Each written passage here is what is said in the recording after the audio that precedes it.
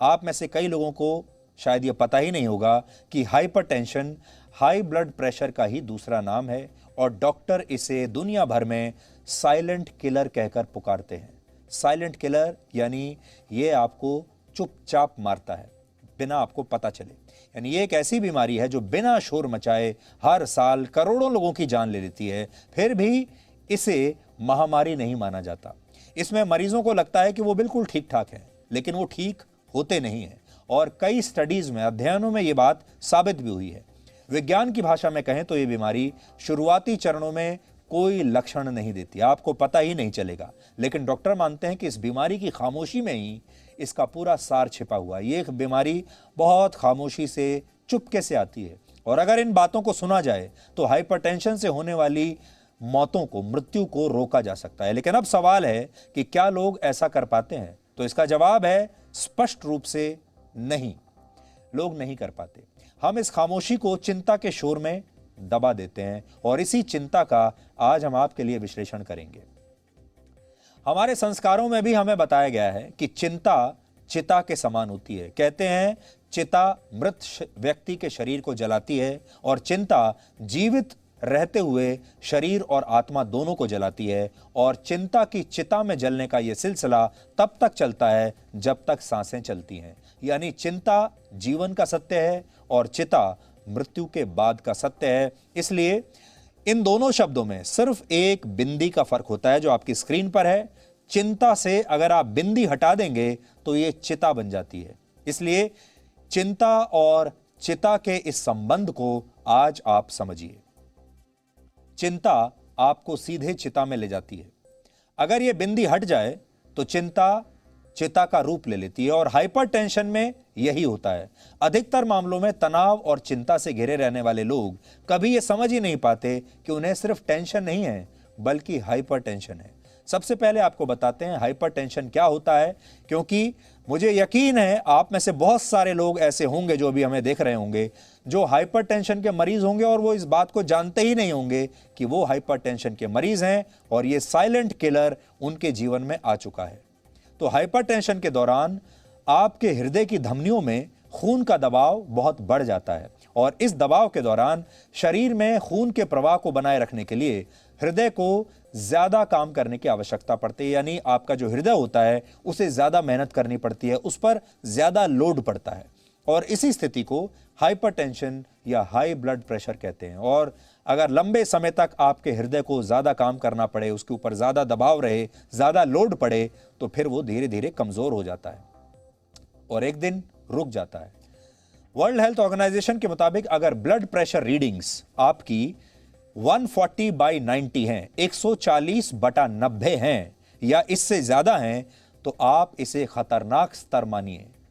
ये जो रीडिंग है आपकी स्क्रीन पर, ये नहीं होनी चाहिए। अगर आप इस रीडिंग को पार कर चुके हैं या इस रीडिंग पर बैठे हैं तो समझ लीजिए आप एक खतरनाक स्थिति में हैं। हाई ब्लड प्रेशर के मरीजों की रीडिंग इसी के आसपास रहती है जो हम आपको आज बता रहे हैं, 140/90। अगर ब्लड प्रेशर आपका 120/80 है तो इसे सामान्य माना जाता है। अगर 120/80 है तो आप समझ लीजिए आप पूरी तरह स्वस्थ हैं, आप बहुत हेल्दी हैं, आपको घबराने की कोई जरूरत नहीं है। वर्ल्ड हेल्थ ऑर्गेनाइजेशन का कहना है कि अगर आपकी रीडिंग्स 130/85 यानी 130/85 भी रहती हैं तो भी घबराने वाली बात नहीं है। हालांकि इसके बाद हाइपरटेंशन की स्टेज शुरू हो जाती है, क्योंकि आजकल तो यह कहा जाता है कि एक जमाना था जब 120/80 को जो स्वस्थ पैरामीटर्स हैं वो माना जाता था, लेकिन अब धीरे धीरे चारों तरफ इतनी टेंशन है, इतना स्ट्रेस है और सारे लोग इतने स्ट्रेस के अंदर जी रहे हैं, तो अब उस मापदंड को भी बदला गया है और बहुत सारे डॉक्टर अब आपको ये भी बताएंगे कि अगर आप 130/90 के आसपास भी हैं तो वो भी लगभग सामान्य है, उसमें भी घबराने की कोई बात नहीं है। लेकिन 130 से ऊपर मत जाइए और इधर 90 से ऊपर मत जाइए। वर्ल्ड हेल्थ ऑर्गेनाइजेशन के मुताबिक इस समय दुनिया भर में 113 करोड़ लोग, फिर से सुन लीजिए, 113 करोड़ लोगों को हाइपरटेंशन की बीमारी है। यानी हर 4 में से एक पुरुष और हर 5 में से एक महिला हाइपरटेंशन की शिकार है। सरल शब्दों में कहें तो इस बीमारी का साम्राज्य पूरी दुनिया में फैला हुआ है और भारत में भी स्थिति अच्छी नहीं है। भारत में वर्ष 2016 में 16 लाख लोगों की मौत इसी बीमारी से हो गई थी। 16 लाख लोग मर गए थे। यह आंकड़ा कितना बड़ा है इसका अंदाजा आप इस बात से लगा सकते हैं कि हमारे देश में, भारत में कोरोना वायरस से पिछले 1.5 साल में लगभग 2,75,000 लोगों की मौत हुई है। फिर से सुन लीजिए, 1.5 साल में कोरोना वायरस से 2,75,000 लोग मारे गए हैं हमारे देश में, और इस बीमारी से एक साल में 16 लाख लोग मारे जाते हैं, एक साल के अंदर। यानी आप समझ लीजिए कि कोरोना वायरस से लगभग 7 से 8 गुना ज्यादा लोग इससे मर रहे हैं। ये असल में साइलेंट पैंडेमिक इसको कहा जाता है। चुपचाप आती है यह महामारी और आपको पता ही नहीं चलता। यानी एक ऐसी बीमारी जो बिना शोर किए तबाही मचा रही है आपके चारों तरफ। यह बीमारी सिर्फ शहरों तक सीमित नहीं है। बहुत सारे लोग कहते हैं कि यह शहरों की बीमारी है, शहरियों की बीमारी है। शहरों में जहां 33% लोग इस बीमारी से ग्रस्त हैं, तो गांव में यह आंकड़ा बहुत कम नहीं है। गांव में भी 25% लोग हाइपरटेंशन से ग्रस्त हैं।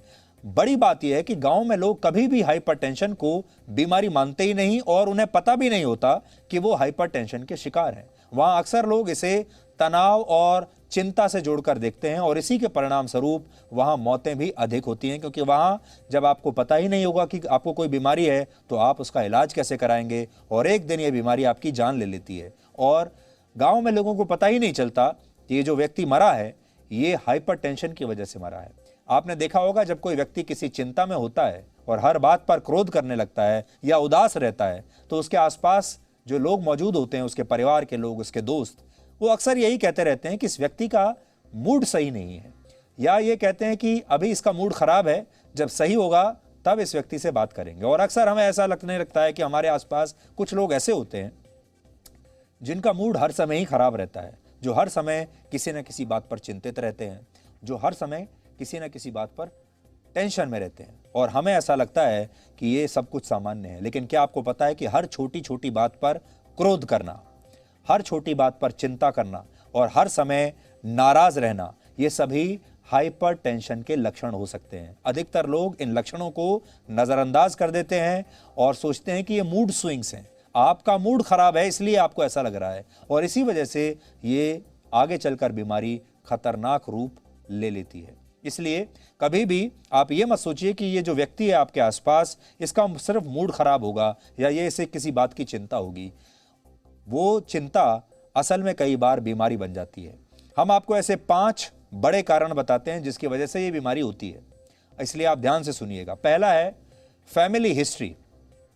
अगर आपके परिवार में पहले से ही किसी को हाई ब्लड प्रेशर की बीमारी है तो संभव है कि दूसरे सदस्यों को भी ये बीमारी हो सकती है। यानी अगर आपके माँ बाप को ये बीमारी रही है, या आपके दादा दादी को ये बीमारी रही है, या माँ और पिता दोनों की तरफ से परिवार में पीछे से किसी को ये बीमारी रही है, तो आपको भी ये बीमारी हो सकती है। इसके काफी ज्यादा चांस हैं और इसमें आप कुछ नहीं कर सकते क्योंकि ये जेनेटिक है।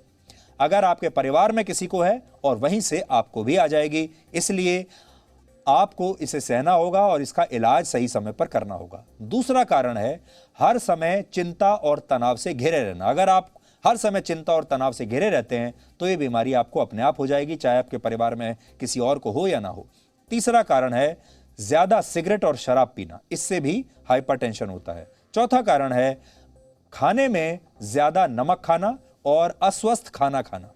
और पांचवा कारण है मोटापा और व्यायाम नहीं करना। यानी अगर आपका मोटापा है आपके शरीर में, आप व्यायाम नहीं करते हैं, एक्टिव नहीं है अगर आपका शरीर, तो आपको यह बीमारी होने के चांसेस कहीं ज्यादा है। WHO के मुताबिक हाइपरटेंशन के दौरान heart attack, heart stroke, kidney failure और आंखों की रोशनी खोने का खतरा हमेशा बना रहता है। इस समय इस बीमारी का सबसे ज्यादा प्रभाव भारत, अफ्रीका, अमेरिका और यूरोप के देशों में है। बहुत सारे लोग इसे लाइफस्टाइल डिजीज भी कहते हैं क्योंकि ये आपके लाइफस्टाइल से जुड़ी हुई है। लाइफस्टाइल का मतलब, क्या आप ऐसी स्थितियों में रहते हैं और काम करते हैं जहां चारों तरफ टेंशन है, स्ट्रेस है, चिंता है, उसकी वजह से आपको हो सकता है। लाइफस्टाइल का दूसरा कारण यह है आप जरूरत से ज्यादा धूम्रपान करते हैं, आप शराब ज्यादा पीते हैं, हर रोज शराब पीते हैं, उससे हो सकता है, यह भी लाइफस्टाइल है। और तीसरा यह है कि आप अस्वस्थ खाना खाते हैं, फास्ट फूड खाते हैं, व्यायाम नहीं करते हैं और आपके शरीर में मोटापा बढ़ता जा रहा है, इसलिए यह बीमारी आपको हो सकती है। इसीलिए कह रहे हैं कि यह एक लाइफस्टाइल से जुड़ी हुई बीमारी है। अगर आप अनुशासन में रहेंगे, रोज व्यायाम करेंगे, खाने पीने पर कंट्रोल करेंगे, अच्छा खाना खाएंगे, स्वस्थ खाना खाएंगे, तो ये बीमारी आपके पास नहीं आएगी। एक ही कारण में आएगी, अगर आपके परिवार में किसी और को पहले से है। कोरोना में ये बीमारी कितनी खतरनाक हो सकती है, इसे समझने के लिए भी आज आपको डॉक्टर की ये चेतावनी सुननी चाहिए। और क्रॉनिक स्ट्रेस, जैसे कि ये कोविड तो सिर्फ एक्यूट स्ट्रेस ही नहीं, ये क्रॉनिक स्ट्रेस रहा है। सोचो कि पिछले 1.25 साल में चारों तरफ एक घबराहट सी है लोगों में। ट्रैवल नहीं कर पा रहे हैं, घर के अंदर इंटरमिक्सिंग नहीं हो पा रही है। वो जो आउटलेट है, डर का आउटलेट, टेंशन का आउटलेट भी बहुत कम है लोगों को, बाहर नहीं जा पा रहे, घूमने नहीं जा पा रहे। सो रियली इन अ वे ये एक स्ट्रेसफुल एटमॉस्फेयर सिर्फ कोविड की वजह से ही नहीं है, पर जो हम इन अ वे लॉकडाउन हो गए हैं उसकी वजह से भी है। सो क्लियरली ये chronic stress high blood pressure करता है। लैक ऑफ एक्सरसाइज साथ साथ जुड़ रही है इसमें। और कई चीज़ें जुड़ रही हैं, जैसे कि कई बार हेल्दी खाना नहीं हो पाता है, एक्सरसाइज की लैक, डॉक्टर से मुलाकात नहीं हो पाती है, और अनफॉर्चुनेटली कई बीमारियां बैकग्राउंड में चली जा रही हैं। कोविड की वजह से लोग अस्पताल नहीं जा पा रहे हैं, डॉक्टर से नहीं मिल पा रहे हैं। सो ये जो एक कंप्लीट कनंड्रम हो गया है। पहले तो हम कहते थे कि 25% लोग हिंदुस्तान में ब्लड प्रेशर के मरीज़ हैं, रैंडम सर्वेज होते थे, और हमें पता ही है कि blood pressure is the biggest cause of cardiovascular mortality. तो उससे वो चाहे स्ट्रोक्स हों, चाहे हार्ट अटैक्स हों, वो सब पेरिफेरल वास्कुलर डिजीज, वो सब हाई ब्लड प्रेशर से होते हैं, हार्ट फेलियर्स। तो इसीलिए अब अगर हम, आई एम श्योर कि अगर सर्वेज हों तो हमें इस टाइम पे ज़्यादा हाई ब्लड प्रेशर मिलेगा compare to last year, because of this chronic stress जो हम लोग फेस कर रहे हैं। तो डॉक्टर अशोक सेठ ने जो अभी आपको बातें बताई हैं वो आपको बहुत ध्यान से सुननी चाहिए। वो इस मामले के बहुत बड़े एक्सपर्ट हैं, बहुत बड़े डॉक्टर माने जाते हैं। वो जो आपको कह रहे हैं, आप चाहें तो वापस उन्हें सुन सकते हैं और फिर नोट कर सकते हैं उन्होंने जो भी आपको बातें बताई हैं। अब हम भी आपको बता देते हैं कि आप इस बीमारी से कैसे बच सकते हैं। ये देखिए, नमक कम खाएं। रोजाना 5 ग्राम से कम नमक आपको खाना चाहिए पूरे दिन में, तब आप इस बीमारी से बच पाएंगे। सब्जी और फलों का सेवन ज्यादा करें, जैसे हमने आपको कहा, स्वस्थ भोजन करें, अच्छा खाना खाएं। चर्बी जो है, फैट्स, उसे खाना कम करें। अपने भोजन में फैट्स को बिल्कुल कम कर दें। धूम्रपान ना करें, तंबाकू का सेवन बिल्कुल ना करें। शराब का नियंत्रित इस्तेमाल करें, अगर आप बिल्कुल नहीं छोड़ सकते तो बहुत कम मात्रा में करें। हर रोज आपको व्यायाम जरूर करना चाहिए, तब आप इससे बच जाएंगे। ये कुछ चीजें हैं। और अगर आप में से कुछ लोग ऐसे हैं जिनका वजन ज्यादा है, तो सबसे पहले तो उन्हें यह काम करना है कि अपने वजन को कम करिए। अब हम आपको जल्दी से बताते हैं कि वर्ल्ड हाइपरटेंशन डे की शुरुआत कैसे हुई थी, ये पता कैसे चला था। तो वर्ष 2005 में अंतर्राष्ट्रीय संस्था वर्ल्ड हाइपरटेंशन लीग ने एक बड़े कार्यक्रम का आयोजन किया, जिसमें 85 अलग अलग देशों की संस्थाओं ने हिस्सा लिया। और इसी कार्यक्रम में वर्ल्ड हाइपरटेंशन डे मनाने की घोषणा हुई थी। हर साल 17 मई को यह दिन इसलिए मनाया जाता है ताकि लोगों को इस बीमारी के बारे में जागरूक किया जा सके। और आज हमने आपको इस बीमारी के बारे में जागरूक करके अपना पूरा कर्तव्य निभाया है। मीडिया का कर्तव्य यही होना चाहिए कि आपको आपके जीवन से जुड़ी हुई चुनौतियों के बारे में याद दिलाते रहें, और साथ ही सॉल्यूशन क्या है, आपको क्या करना है, वो भी आपको बताते रहें। यानी प्रॉब्लम तो बताएं ही, लेकिन सॉल्यूशन भी बताएं। आज आपको हम ये भी कहना चाहते हैं कि हर समय रहने वाली टेंशन हाइपर टेंशन की बीमारी भी हो सकती है। अगर आपको लगता है आप हर समय टेंशन में रहते हैं, हर समय आपको कोई ना कोई चिंता खाए रहती है, तो ये हाइपर टेंशन की बीमारी हो सकती है, और ये चिंता आपको सीधे चिता तक ले जाएगी। इसलिए जागरूक बनिए और चिंता को अपने मन से डिलीट कर दीजिए। चिंता के ऊपर आपको सोचना है और यह देखना है कि कैसे कम से कम चिंता आपके जीवन में होनी चाहिए, क्योंकि चिंता करने से कुछ होगा नहीं। कर्म कीजिए, या तो चिंता करने से अकेले कुछ होने वाला नहीं।